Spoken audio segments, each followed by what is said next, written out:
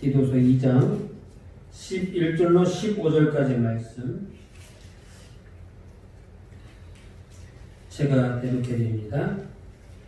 신약성경 349페이지에 있습니다. 디도서 2장 11절로 15절까지 말씀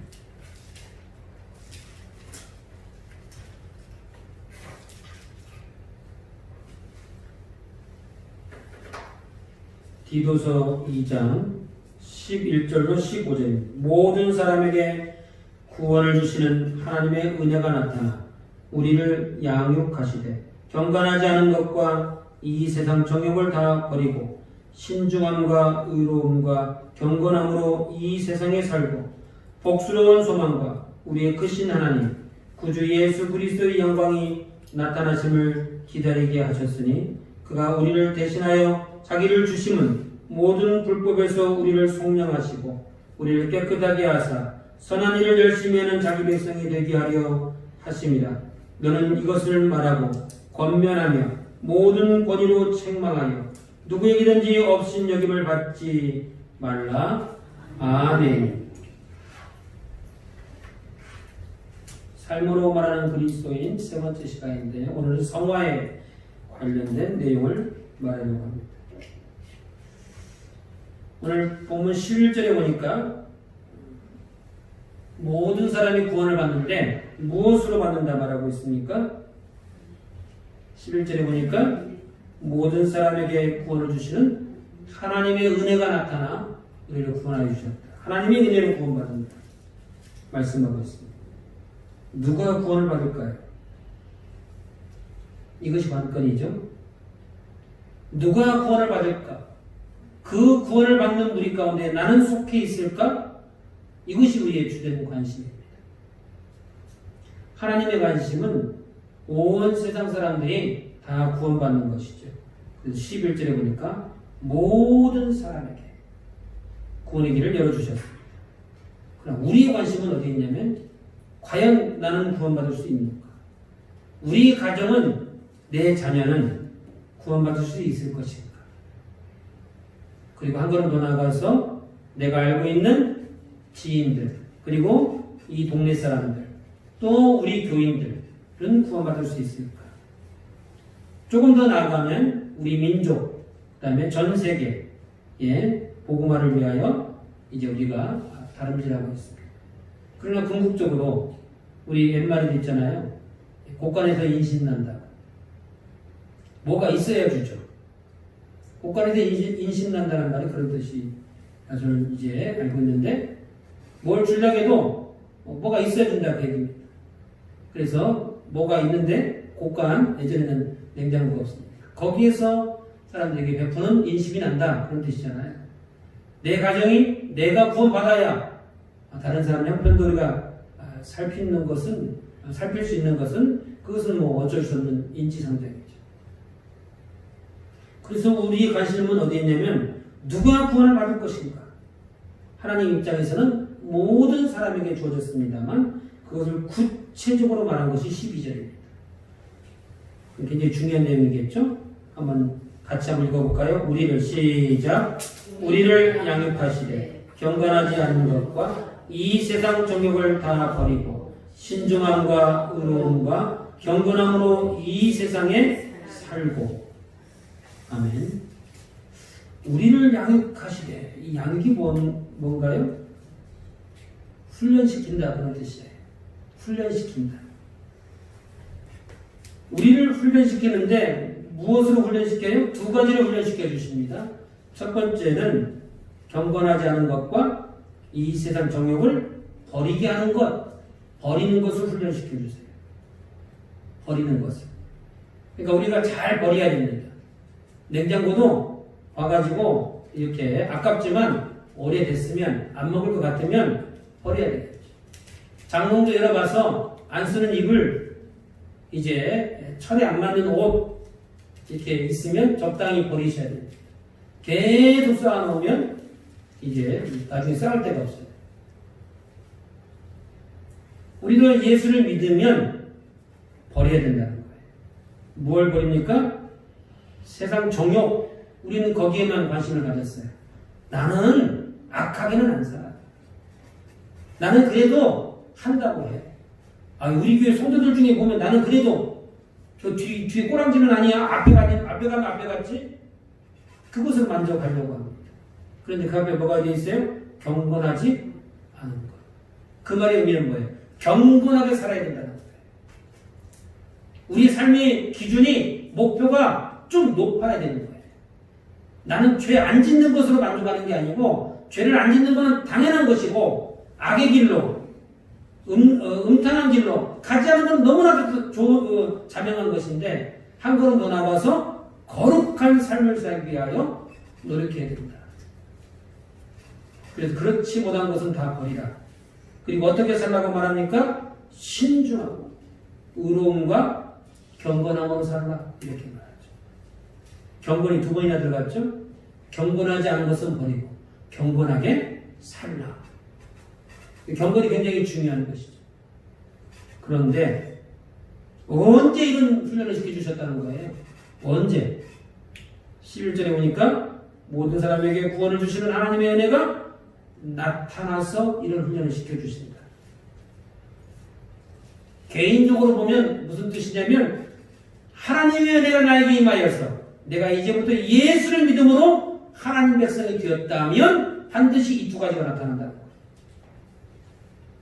내가 원해서 나타나는 게 아니에요. 저절로 나타나요. 내가 예수 믿기 전에는 그렇게 세상에 재미있는 것, 세상에 돈 될 만한 것, 세상에 이제 좋은 것을 쫓아다녔어요. 예수 믿고 나니까 완전히 가치관이 달라져 버렸어요. 그것이 그렇게 하잘 것이 없더라니까요. 내가 왜 이것을 취미 삼았는지 모르겠어. 그런 생각이 들어요.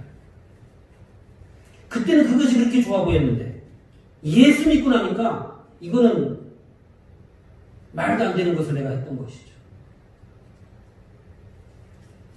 그래서 그런 것들을 스스로 버리게 돼요. 그리고 그것을 버리지 못하고 습관적으로 반복하는 자기 자신을 향하여 이제 눈물을 흘리게 되고 하나님 내가 이것밖에 되지 못합니다. 나를 용서하시고 나를 새롭게 하여 주옵소서. 눈물로 기도하게 되죠. 그것이 저절로 나타난다. 하나님의 은혜가 저와 여러분에게 임하면 그렇다는 거예요. 그것이 반복적으로 훈련이라는 건 뭐예요? 양육이라는 거죠. 훈련이라는 건 반복적으로 한다는 거예요. 그러니까 내가 뭐 예수 믿어도 잘 안 되더라고. 나는 뭐 안 되는가 봐. 이렇게 쉽게 포기하면 안 되는 거예요. 그런 마음이 들었다는 자체가 뭐예요? 반복적으로 하고 있다는 거예요. 그리고 어떻게 해야 됩니까? 신중해야 돼요. 말과 행동에 신중해야 돼요. 내가 이 말을 하면 상처받을 사람이 있으면 쉽게 입을 열면 안 돼요. 내가 이 행동하면 나를 따라하는 사람이 있어요? 그러면 함부로 하면 안 돼요. 누가 제일 따라하죠? 내가 하는 말, 하는 행동을 우리 자녀들입니다. 그래서 이제 우리가 저분을 잘 알 수가 없어. 예? 이렇게 너무나 능수능란하게 나보다 한참 위에 한 80대쯤 되시니까 저분 속을 알 수가 없어요? 그럼 누구를 보면 알아요? 그 집 딸을 보면 알아요. 딸을 보면. 그 집 아들을 보면 알아요. 영락없이 아빠야. 왜요? 사람들 앞에서는 자기 포장해서 말하지만 집에서는 여과 없이 보여주잖아요. 근데 그것을 아직 철없는 아이들이 그대로 하거든요. 그러니까 우리의 말과 행동을 어디서 더 조심해야 돼요? 제일 가까운 사람에게 조심해야 돼요. 싸우는 모습도 자녀들에게 안 보여주는 게 좋아요. 뭐 이론대로 다 될 수는 없습니다만 그러나 그렇게 하려고 노력하는 게 좋죠. 좀 손해보는 듯 내가 좀 억울한 듯 사는 게 훨씬 더 좋은 거예요. 내가 이긴다고 해서 내가 나에게 내 수명이 한 자라도 길어지냐? 절대 그러지 않습니다. 더 짧아지면 짧아졌지 길어지지 않습니다. 내 건강에 전혀 유익하지 않아요.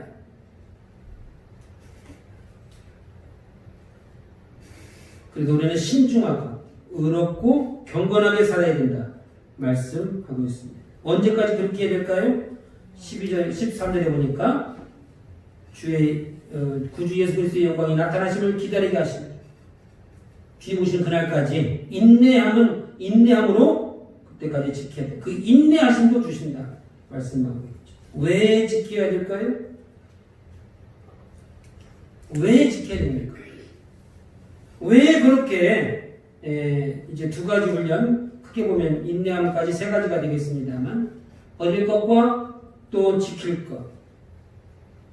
왜 그렇게 살아야 되죠? 다른 사람과 같이 좀 즐기면서 누리면서 욕심껏 살면 좀 안 될까요? 근데 왜 그런 걸 버리라고 하고 또 왜 지키라고 합니까? 14절에 보니까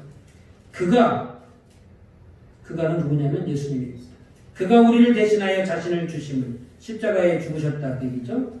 그렇게 죽으신 이유가 있다면 모든 불법에서 우리를 속량하시고 우리를 구원해 주시기 위하여 십자가에 죽으셨고 우리를 깨끗하게 하사, 다시 말하면 저와 여러분의 죄를 죄 없다 인쳐주시는 거죠. 의롭다 인쳐주시는 거예요. 그렇게 하시려고 십자가에 죽으셨는데 선한 일을 열심히 하는 자기 백성이 되게 하시려 저와 여러분들을 위해서 예수님이 십자가에 못 박혀 죽으셨는데 그것을 인하여 죄를 용서해 주시고 깨끗하게 하셨다는 거예요. 그래서 저와 여러분들이 하나님을 향하여 선한 열심을 붓는 백성이 되게 하려고 십자가에 죽으셨다는 것이죠. 구원을 주셨다는 거예요. 구원의 은혜를 주셨다는 것이죠. 그러므로 예수님과 같이 선하고 의로운 백성이 될 것을 말씀하고 있어요.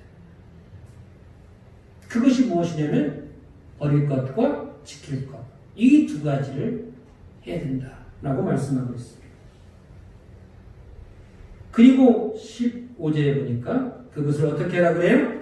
말하고 너는 이것을 말하고 권면하며 모든 권위로 책망하여.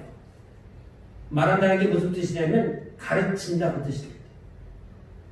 이것을 가르쳐야 됩니다. 거꾸로 말하면 뭐예요? 이것을 배워야 됩니다. 배워야 된다는 거예요. 권면하라는 거. 권면은 언제 권면을 합니까? 망설이는 사람에게 권면하죠. 한번 해봐. 성경 읽도 한번 해봐. 기도 한번 해봐. 해보면 달라. 나를 봐봐 한번. 나도 성경 읽기 전에는 좀 그랬는데 반신반의했는데 읽어보니까 눈이 열려지고 하나님 말씀에 귀에 들어오고 다르더라고. 그것이 권면이잖아요. 망설이는 사람에게 권면하는 거. 알기는 아는데 해야 돼 말해야 돼. 그러면 책망은 누구에게 하는 겁니까? 한다고 약속해놓고 차일피일 미루는 사람. 이제는 할 때가 됐는데 안 하는 사람에게 책망하죠. 자녀가 다 컸는데도 불구하고 내일 모레 이제 시집 가야 되는데 아직도 엄마가 해주는 밥을 먹으려고 때를 쓰면 책망해야 되잖아요. 가르쳐야 되잖아요. 가르침과 권면과 책망은 누가 하는 겁니까? 예수를 믿는다면 해야 된다는 거예요. 11절에 보니까 하나님의 은혜, 구원의 은혜가 나타난 사람, 예수를 믿겠다고 말하는 사람은 다 그렇게 해야 된다는 거예요. 그러면 우리가 선택할 수 있는 문제가 아닙니다. 그러므로 우리는 배워야 되고 권면을 하면 따라야 됩니다. 나는 잘못한 것이 없는 것 같은데 누군가가 나에게 권면을 해주면 내가 뭐 실수를 했는가 봐. 하나님이 저분을 통해서 나에게 말씀해 주시고 응답해 주시고 하는 것 같아. 이렇게 받아들여야 된다는 거. 당신이 나 잘하시라고. 그렇게 말하면 안 돼. 내가 잘한 것 같아도 권면하면 일단 받아들여야 돼. 그리고 어떻게 해야 돼요? 책망을 받을 때는 회개해야 돼. 왜 나만 보면 저러는지 몰라. 왜 나만 가지고 그래? 이렇게 말씀하시면 안 돼. 누군가가 나에게 책망하고 그거 그렇게 하면 안 된다고 말을 해주면 고치려고 노력해야 되고 회개하고 순종하셔야 돼요. 그것이 선택의 여지가 없다는 거예요. 누구든지 그렇게 해야 된다는 거예요. 저와 여러분들은 이미 세례를 받았습니다. 적어도 세례를 넘어서 직분도 받았습니다. 세례를 받을 때 뭐라고 말합니까? 우리가 성경과 교회 질서에 따르겠다고 서약을 합니다. 서약을 했어요. 그렇기 때문에 이 세 가지를 받아들일 책임과 의무가 저와 여러분들에게는 있는 거예요. 나는 못하겠어 이렇게 말해서는 안 된다는 것이죠. 그러므로 오늘 이 저녁에 하나님의 구원의 은혜가 임하셔서 경건하지 않은 것과 세상적인 정욕을 다 버리시고 하나님 말씀을 열심히 배워서 예수님을 닮아가는 저와 여러분 되시기를 주님의 이름으로 축원합니다. 그 과정을 성화라고 말하죠. 지금까지 말씀드린 내용은 예수를 믿는다고 결단하고 세례를 받으신 분들, 그 이상, 세례 받으신 분 이상이 다 해야 할 일들입니다. 예수도 안 믿는데 이런 말을 할 필요가 없잖아요. 예수도 안 믿는데 권면하고 이제 책망하고 했다가는 큰일 나겠죠. 예수를 이미 믿어서, 다시 말하면 칭의가 이루어진 성도에게, 그러면 우리는 어떻게 살 것인가? 라고 할 때에 성화의 삶을 살라. 그 내용이 오늘 이제 본문의 내용이 되겠습니다. 구원의 문은 누구에게든지 열려 있습니다. 11절에 모든 사람에게 구원을 베풀어 주시는 것이 하나님 뜻이죠. 그러나 본문의 내용을 가만히 보면 무슨 뜻이에요? 아무나 가는 것은 아니라는 거예요. 누구에게든지 구원의 문은 열려 있으나 천국은 아무나 가는 것이 아니더라 라고 하는 것을 오늘 본문이 말합니다. 그렇게 하나님 백성답게 살기 위하여 힘쓰고 애써야 천국이 주어진다 라고 하는 거예요. 적어도 12절의 말씀, 버릴 것과 우리가 따라야 할 것, 그것을 훈련해, 반복적으로 훈련해야 된다. 누가요? 하나님의 자녀가 천국 가는 백성이 그렇다는 것입니다. 야고보서 2장 24절에 이로 보건대 사람이 행함으로 의롭다 하심을 받고 믿음으로만은 아니니라. 의롭다는 게 뭔 뜻이에요? 구원받는다는 뜻이거든요. 의롭다 하심을 얻는다는 것은 구원받는 것. 근데 뭐라고 말하냐면 사람이 행함으로 의롭다 하심을 받고 믿음으로만은 아니라는 거예요. 여기서는 믿음과 행함을 분리해놨어요. 야고보서는. 근데 제가 설교 시간에 가르칠 때는 뭐라고 가르치던가요? 믿음은 곧 행함이다. 이렇게 가르쳤죠. 정말 믿는다면 예비시험 나오죠. 드라마에 TV에 아무리 재밌는 걸 해도 나오게 돼 있어요. 왜? 여기가 더 재밌거든요.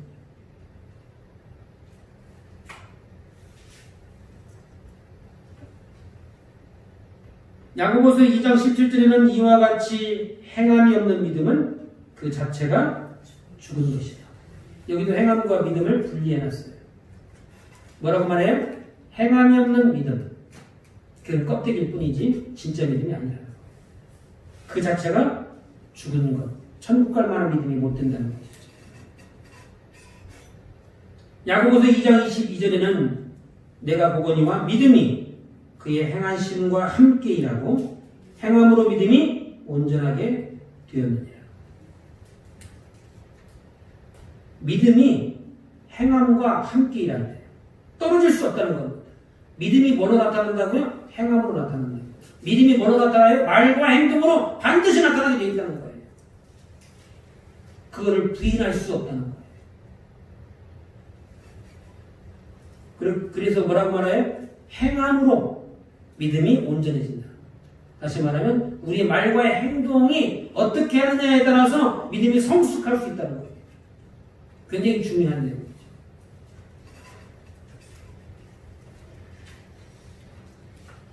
지금까지 우리가 말하는 믿음은 뭐예요? 예수 믿으면 천국 갑니다. 예수 믿으면 구원받습니다라고 하는 거기서 말하는 그 믿음은 칭의를 말하는 겁니다. 칭의. 예수 믿으면 하나님 우리를 이제 의롭다 인쳐 주십니다. 당신도 하나님의 자녀가 될 수 있습니다. 그것을 이야기하죠. 야고보서에서 말하는 의는 뭐예요? 믿음은 성화를 이야기하는 거예요.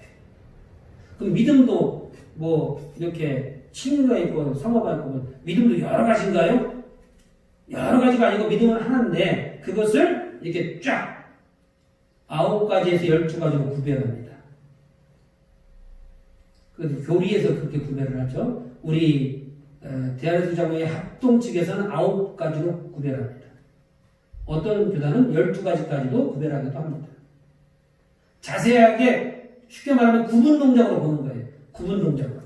여기서까지는 부르심, 여기서까지는 칭의, 여기서까지는 성화. 다 합쳐서 믿음. 이렇게 말하는 거예요. 조금 더 현미경으로 놓고 보는 거다. 그 얘기입니다.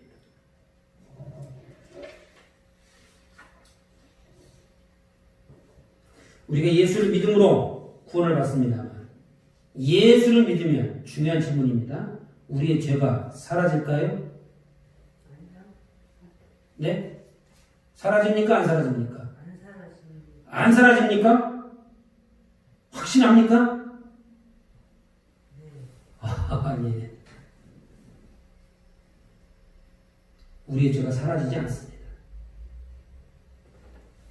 다만 하나님이 뭐라고 말씀하시냐면 우리의 죄가 없다고 인정해 주시는 거예요. 그것을 묻지 않는 거예요.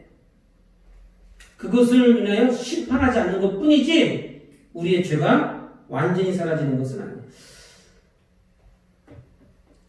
우리가 어렸을 때에 그 목사님들이 해줬던 예화가 뭐냐면 나무에 못을 박았어요. 잘못 박았어요. 그러면 못을 뽑을 수는 있지만 못 자국이 그대로 남는다. 이것을 죄과라고 말을 우리한테 가르쳐 주셨는데 우리가 죄를 짓습니다. 회개하면 마치 나무에서 못을 뽑아내듯이 뽑아낼 수는 있지만 그 자국이 그대로 남아있어요. 죄의 습관이 남아있고 그 유혹을 뿌리치기가 굉장히 어렵죠. 그래서 우리가 이제 어렸을 때에 어른들이 하시는 말씀 중에 젊었을 때는 고생을 사서도 하는 거야. 이렇게 말씀해 주셨어요. 틀린 말은 아닙니다만 죄는 할 수